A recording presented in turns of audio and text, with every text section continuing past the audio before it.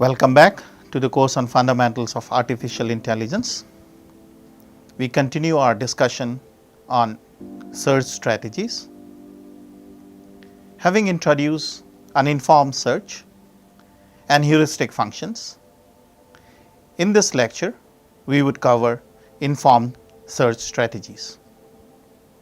Informed search strategies use task-dependent information and are also called heuristic search. We would first look at heuristic search.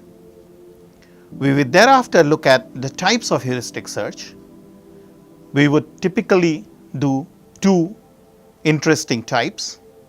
First, the best first search.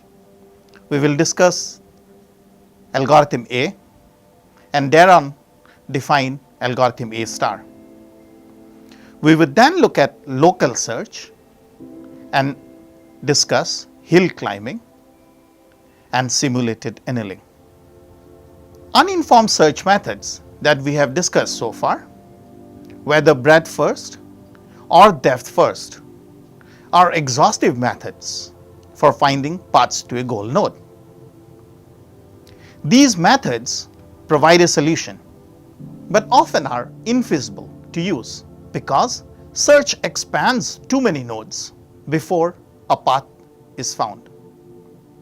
On the other hand, we have informed search methods which use task-dependent information to reduce the search.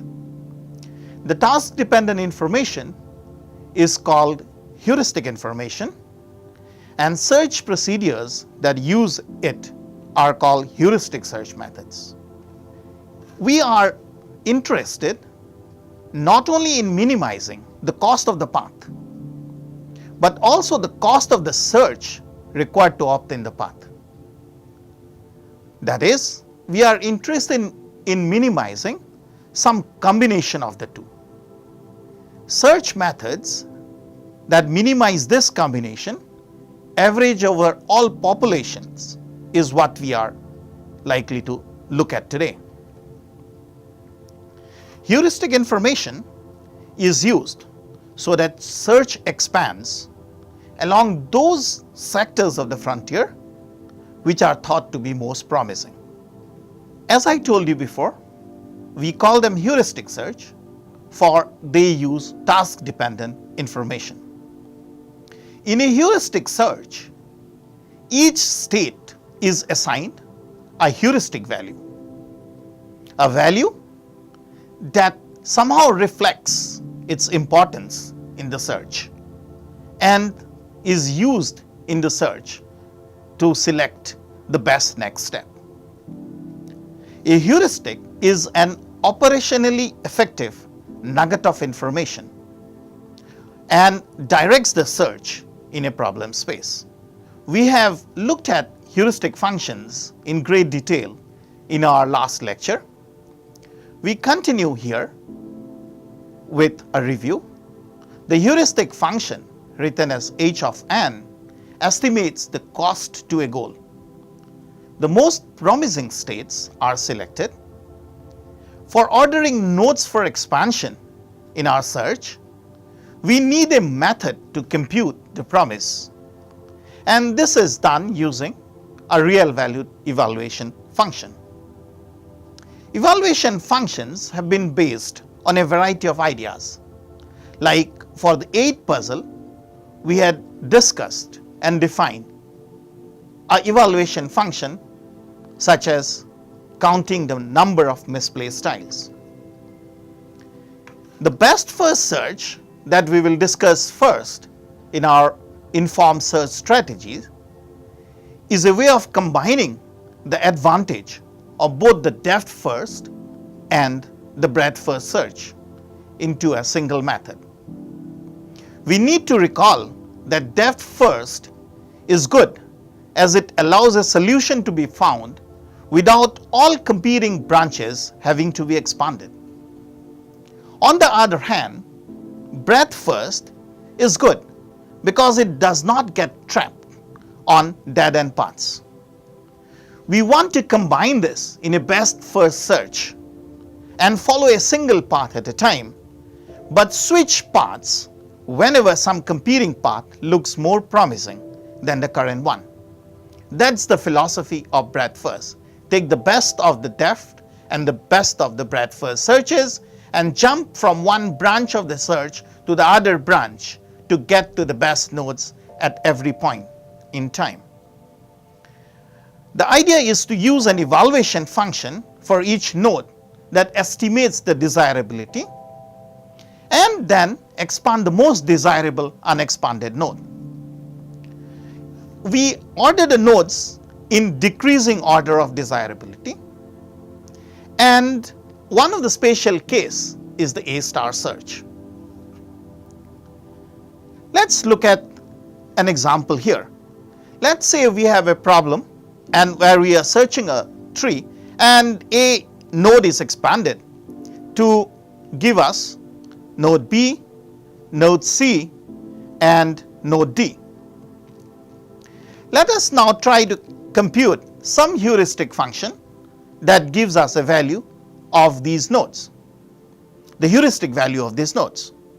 So let's say B has a value of 3, C has a value of 5 and D has a value of 1. The next thing that we would love to do, if these values reflect somehow the distance to the goal, we would love to expand node D, for it has the minimum of the distance to the goal. So we expand D, and let's say we end up having two nodes E and F, and let's say these heuristic values that I get of the evaluation function at node E and node F is 4 and 6 respectively. Now if you compare the heuristic values at B, which is still unexpanded, at C, which is still unexpanded, and the unexpanded nodes E and F, we see that B looks most promising, and therefore a best first search would expand B rather than expanding E or F as it would have been done in case of a depth first search. Therefore the next thing that's expanded is B, and let's say we have a node out of B which is G and H, and if we look at their heuristic values, then we have 6 and 5. In that case, interestingly, once again the search would jump back to E, because if you see, G has a value of 6 whereas H has a value of 5, and E looks most promising at this point of time. The search would then expand E. This is the basic idea of a breadth first search. To once again reiterate what I have just now said, in a breadth first search we do go about looking at expanding every node as I did it for the first time, but then out of this I decided to go and take down D, not B or C, as D looked most promising, and I expanded its nodes. But while doing so, I jumped back to the node which was not expanded and even looked promising. So from doing D and not doing E and F, I jumped back from here to expanding B. And once B was expanded, I realized that nodes G and H are less promising than E. I come back and expand E. So this is what a breadth first search does. It tries to expand the best promising node while shifting from being depth first to breadth first and breadth first to depth first again. So if you recall, we had introduced this graph search algorithm where we had said that we will have two lists, one called open and the other called closed, on which we shall maintain the nodes that are to be expanded and that have already been expanded. So here, continuing that discussion, as I am dealing with A, B, C, D, and then expanding E, and then going back and expanding B, the only point in which this algorithm of graph search would make a difference is on the reorder of the open list. When I reorder the open list, I will now order it according to the heuristic merit, and therefore the node that would be expanded next would be at the front, allowing me to take the most promising node first. Algorithm A is about avoiding expanding paths that are already expansive, and here the evaluation function can be defined so that its value at any node estimates the cost of the minimal cost path from the start node S to the node N. So that's the minimal cost path, and together with it the cost of the minimal cost path from the node to the goal. So algorithm A is about, like, if you have a start node here and somewhere down the line, down there you have a goal, then the evaluation function that I use for algorithm A is about an estimate of the cost that I need to expand to come to this node, and it's about the cost of coming from here to that particular node, and then the cost of going from this node to the goal. And this estimate gives me the value of the evaluation function. Now, if you look at this very closely, you would realize that what I am trying to emphasize here is the point that the evaluation function Fn is an estimate of the minimal cost path that goes through node N at this point of time. So, in order to get this more correctly, let us introduce some notations. Let us say we have a function k, n sub I and n sub j, that gives the actual cost of a minimal cost path between two nodes n sub I and n sub j. Now, the cost of minimal cost path from node n to some particular node t sub I is then given as k of n t sub I. H star n is the minimum of all such paths over the entire set of goal nodes t sub I that I could generate, and that's the heuristic value. So H star n is the cost of the minimal cost path from n to a goal node. That's the cost of an optimal path from a given start node S to some arbitrary node n. So that could be written as k s n, and we write this as g star n. So g star n is the cost of the optimal path from a start node to a node n,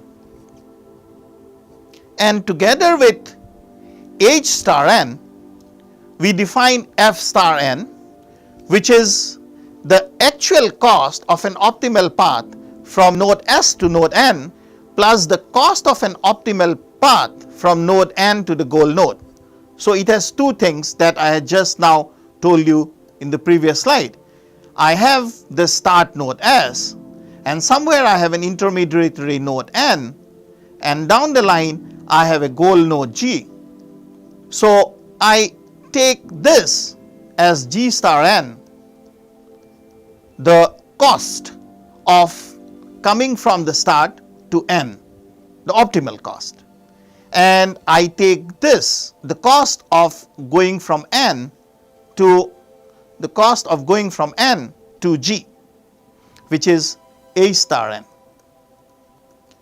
The evaluation function f star is defined as G star N H star N.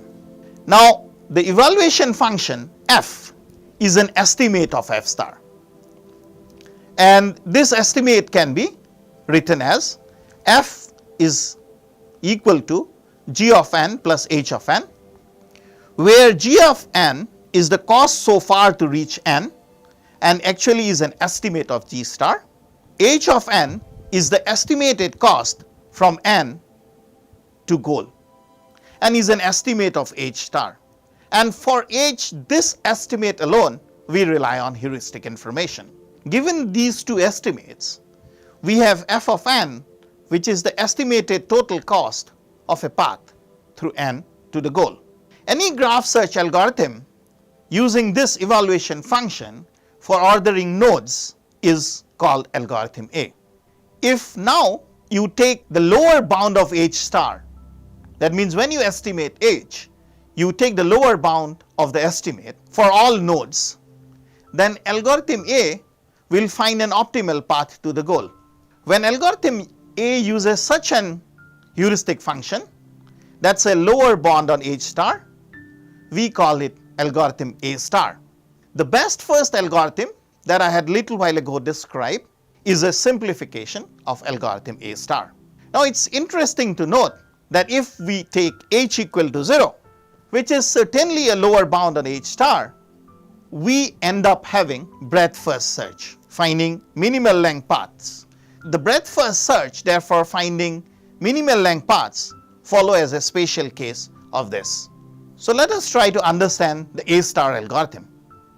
The evaluation function f of n is written as g of n plus h of n, where g of n is the cost from the starting node to reach n, whereas h of n is the estimate of the cost of the cheapest path from n to the goal.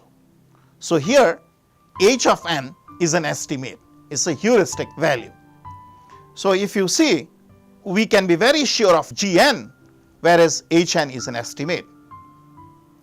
Let's try to understand this by solving our favorite 8 puzzle using the A star algorithm.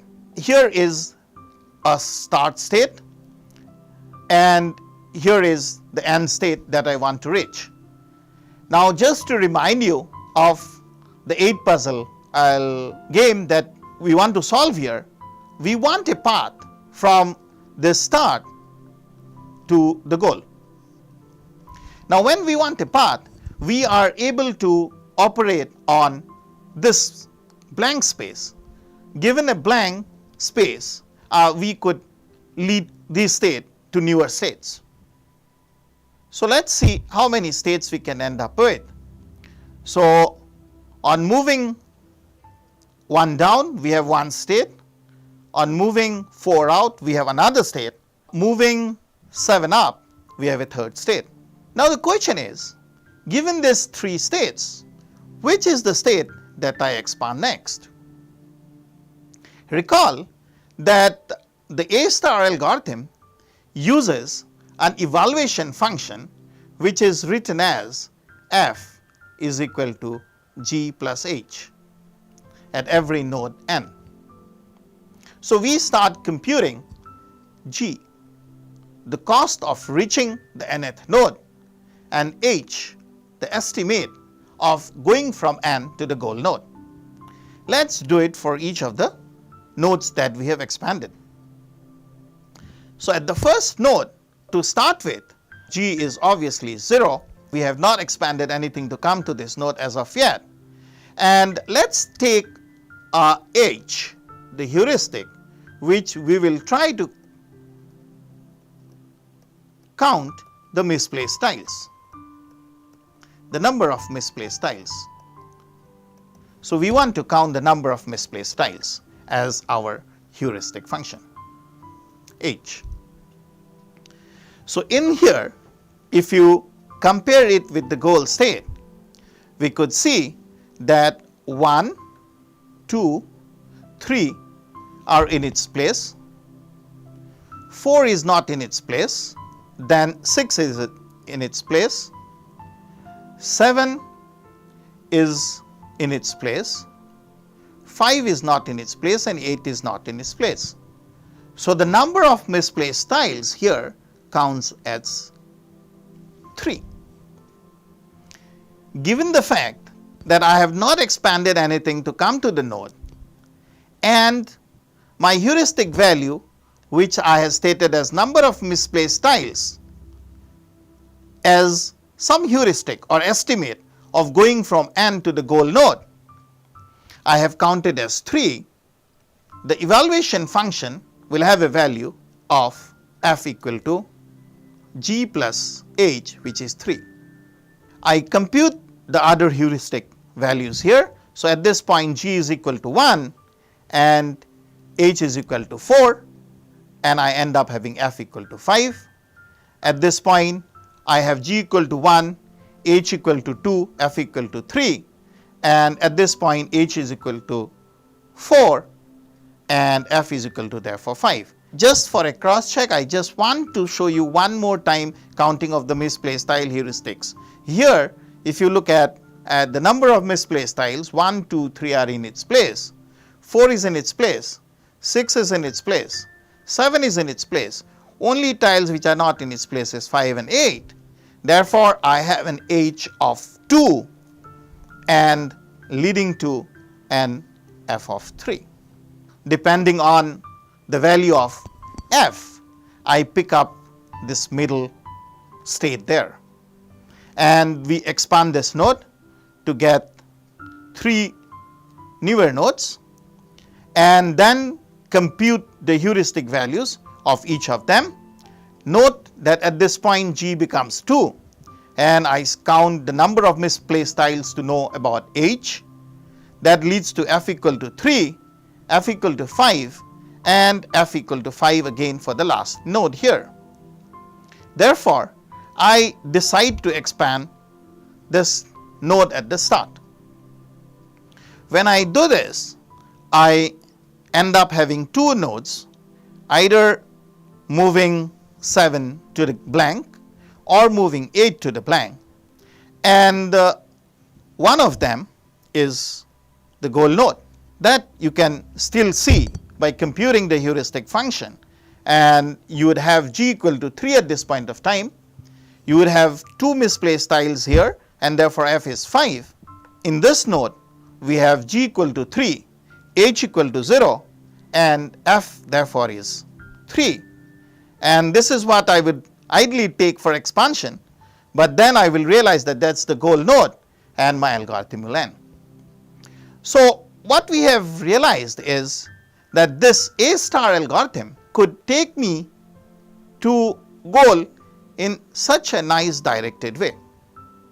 The g that I am using in the A star algorithm lets us choose which node to expand next on the basis not only of how good the node itself looks as measured by the heuristic function, but also on the basis of how good the path to the node was. Therefore, g carries a lot of weight.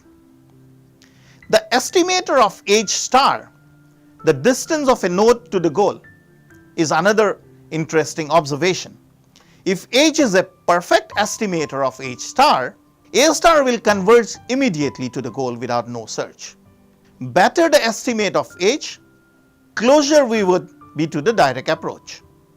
On the other hand, if h is 0, the search would be controlled by z, and if g is 0, we would end up having random search. If we consider g at every step to be 1, we would end up having a breadth first search. Now we talk of admissibility of A star. The A star algorithm, depending on the heuristic function, finds or not an optimal solution. If the heuristic function is admissible, optimization is guaranteed. A heuristic function is admissible if it satisfies the following property. For every n, the hn is bounded by 0 and h star n. That means hn has to be an optimistic estimator. On the other hand, it never has to overestimate h star n. Using an admissible heuristic function guarantees that a node on the optimal path never seems too bad and that it is considered at some point in time. A star guarantees an optimal solution if hn is an admissible heuristic and the search space is a tree. Now hn is admissible, as I told you in the previous slide, if it never overestimates the cost to reach the destination node. A star generates an optimal solution if Hn is a consistent heuristic and the search space is a graph. Now, Hn is a consistent heuristic if for every node n sub I and for every successor node n sub j of n sub I, we have Hn less than equal to C of ni nj plus h of nj. This is what I mean, that the estimate that I make of reaching nj, the estimate about nj to the goal and about ni to the goal should take into account the cost of coming from ni to nj. If that happens, then we have a consistent heuristic. A star expands nodes in order of increasing f value. And what really happens is that it gradually adds the f contours one after another into its search space. And as it encounters gradually f contours of nodes, it goes towards more promising nodes. We would now look at the optimality of A star and prove it by an intuitive method. Let us say we have a suboptimal goal G2 in the fringe and we have a node n which is not yet expanded. Let n be in the fringe as well and let it be on a shortest path to the optimal goal G. Now, A star is optimal if the heuristic value at n is less than the heuristic value at G f, the heuristic value at G2. Now, we know that the f of G2 is equal to G of G2 because G2 is a goal and h of G2 is 0. Further, G also being a goal, f of G is equal to G of G since h of G is 0. Now, we have been told that G2 is suboptimal. That would mean that the cost of coming to G2, which is G of G2, is greater than the cost of coming to G.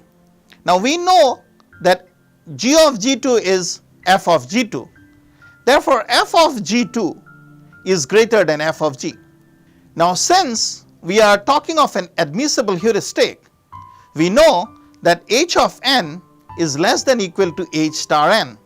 And therefore, from this, we could write that g of n plus h of n would be less than equal to g of n plus h star n. Now, just to recall that g of n plus h of n is nothing but the heuristic function and value of the evaluation function f of n, and g of n plus h star n is f of g. So, we could write here that f of n is less than equal to f of g, and given that f of g2 is greater than f of g, we can conclude that f of n is less than f of g2. So, that is how we could say that A star is optimal, because any node that it picks up for expansion, the evaluation function at that node is going to be less than a suboptimal goal.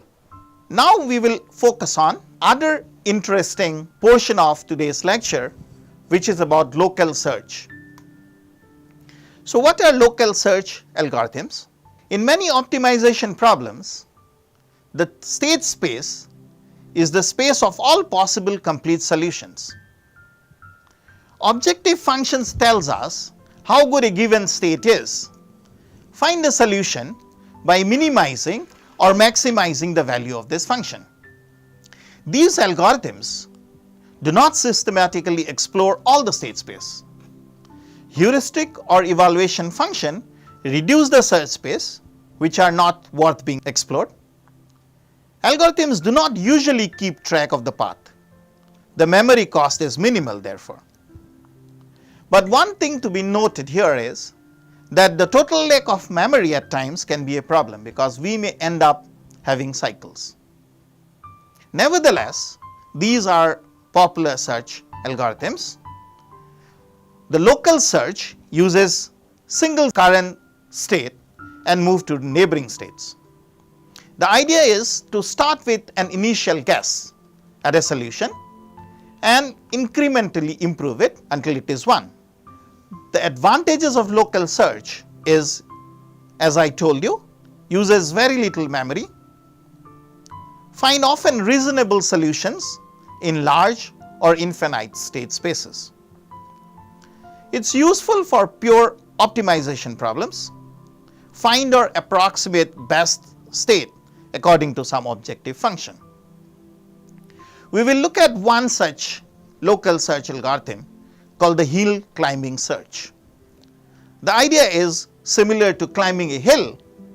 So the surface looks like something of a hill with lot of ups and downs. And let's say we are here in our search. We can be using two different types of heuristic functions. We may estimate the distance from a peak to arrive at the peak. For such a heuristic estimate, the smaller is the better. Or we may be using the height defined by the evaluation function. And as you can guess, in a hill climbing search, if I am talking of height, greater is better.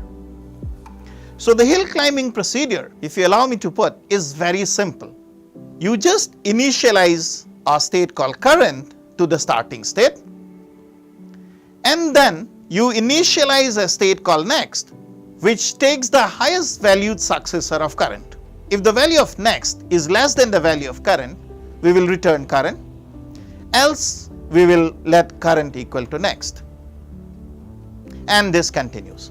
So basically, if I am looking for reaching this point from here, I will look at my neighborhood and move to this point, which is possibly the best, and then make this my next point and increase my search space. So pick up this, move here, make my search space here, and I will slowly but surely reaching the height. But is it that simple? We will look at it in a minute. There are variants to the hill climbing algorithm. The simple hill climbing is a basic method in which the first state that is better than the current state is selected, as I was trying to explain this. There is other called the steepest ascent hill climbing, where we consider all moves from the current state and select the best one as the next state.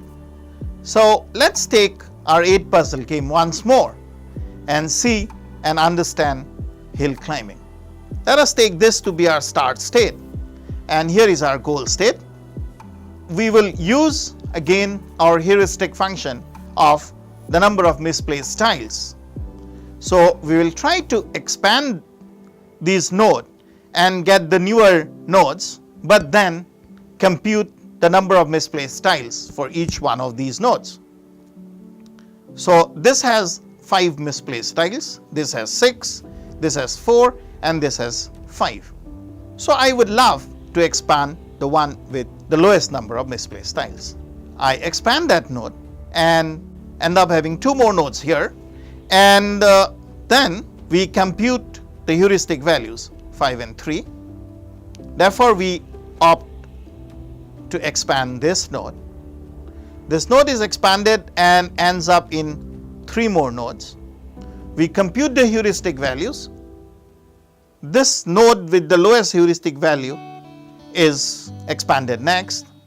We end up having this node, and then that's expanded to reach to the goal.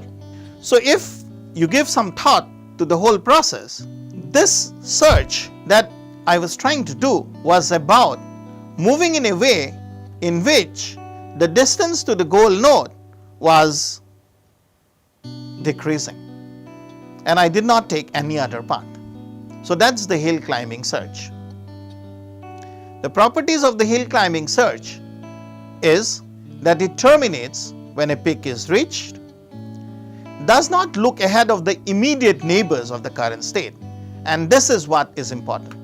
Every time I was expanding the next level, I was only concerned at what are its successors and did not use any estimate of some measure of how far I am from the goal. It chooses randomly among the set of best successes, if there is more than one, and does not backtrack, since, if you remember, it does not remember where it's been. It does not keep a track of which state it came from. So this is good if your search space is really looking like a hill, but then it's not that. Search space features could be very complex, as shown in this figure. I have an objective function and the state space, and the state space versus the objective function curve is with many interesting properties. Here is the global maxima. Apart from the global maxima, we have local maximas, and then more interestingly, we have flat local maximas as well.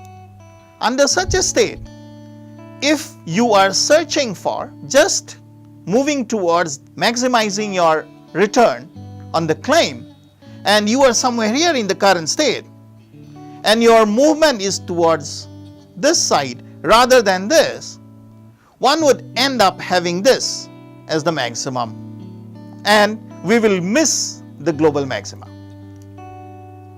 This is a very, very serious problem with hill climbing. So drawbacks of hill climbing is that peaks that are in the highest point in the local space, the local maxima, we tend to get stuck there.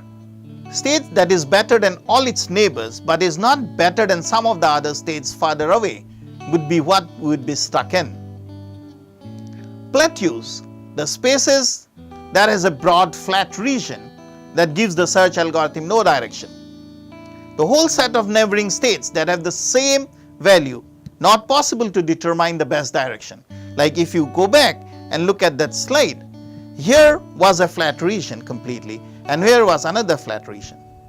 Now, if I am somewhere here, or I do not know which side to go to when I am on a flat region like this. So this is another drawback. And then there are drops off to the sides. Steps to the north, east, south and west may go down, but a step to one of the combinations may go up. So orientation of the high region compared to set of available moves and direction in which they move make it impossible to traverse ridges.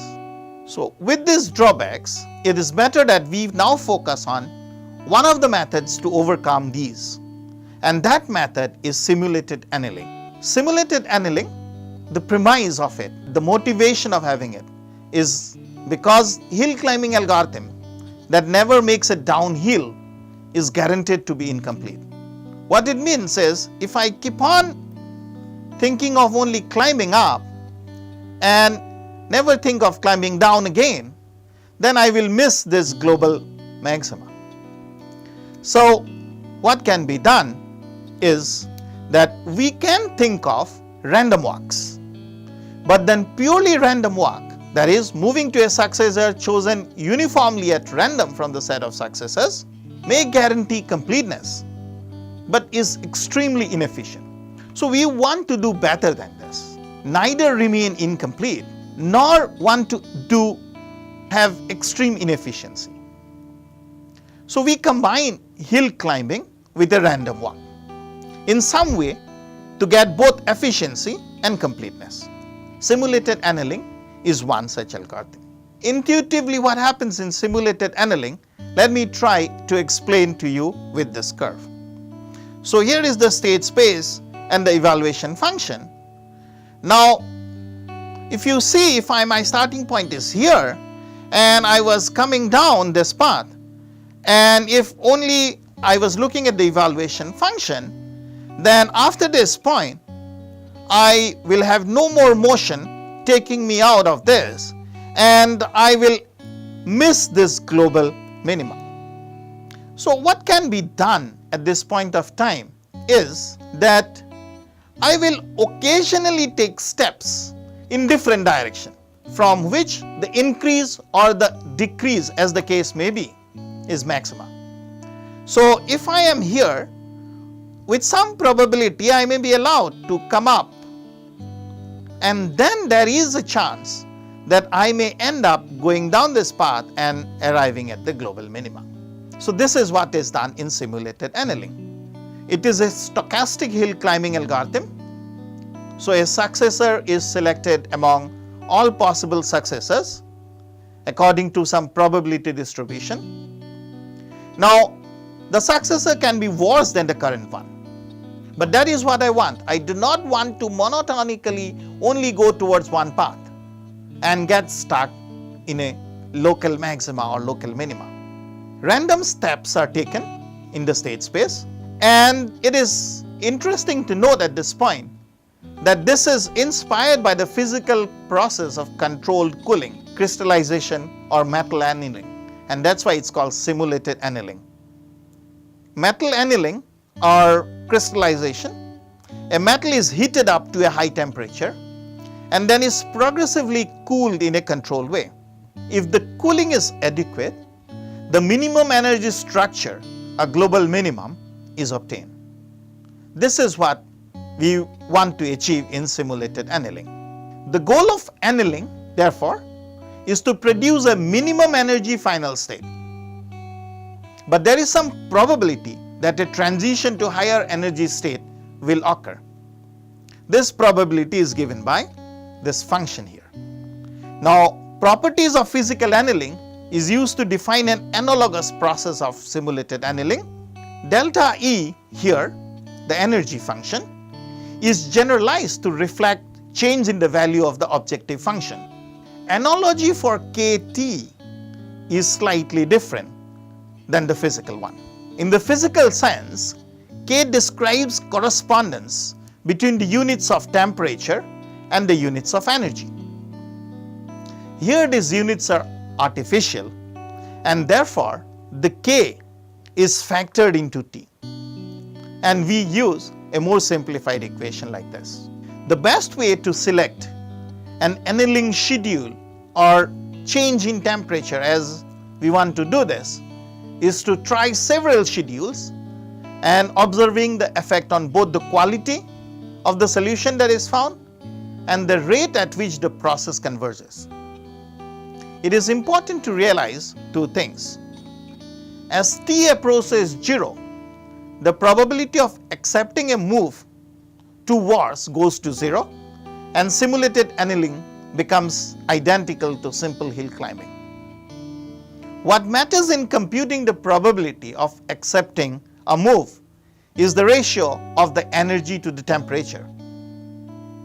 Thus, it is important that the value of the temperature is scaled so that this ratio is meaningful, and this is something that one needs to really work on. Terminology from the physical problem is used here, as you have noticed. The temperature T is the control parameter. The energy E, or often written also as F, is the heuristic function about the quality of a state. The function F decides about the selection of the successor state and depends on the temperature and the difference between the quality of the nodes. That is, something that I select at one temperature, what is the evaluation function, minus what is the value of the evaluation function at a new temperature. The lower the probability of selecting worse successors. The cooling strategy determines the maximum number of iterations in the search process, the temperature decrease steps, and the number of iterations for each step. So here is the simulated annealing procedure. While the temperature is not 0, I would love to do a predefined number of iterations. Okay? I generate the successor of the current successor and look at their F values. Okay? Find that it's still greater than 0, then I take the actual to be the new one. And the temperature is decreased and this process is continued further. So the main idea is that I take steps in random direction, but steps taken in random direction do not decrease the ability of finding a global optima. The disadvantage is the very structure of the algorithm increases the execution time. However, the random steps possibly allow to avoid small hills and that's a great advantage. The temperature, it determines through a probability function the amplitude of the steps, long at the beginning and then shorter and shorter. And annealing here is when the amplitude of the random step is sufficiently small not to allow to descend the hill, the result of the algorithm is said to be annulled. So it is suitable for problems in which the global optima is surrounded by many local optima. It is useful for problems in which it is difficult to find a good heuristic function. Determining the values of the parameters can be quite difficult and often require experimentation. We have now covered the examples that we wanted to talk of in informed search. In our next lecture, we would be covering constraint satisfaction problems. Thank you very much.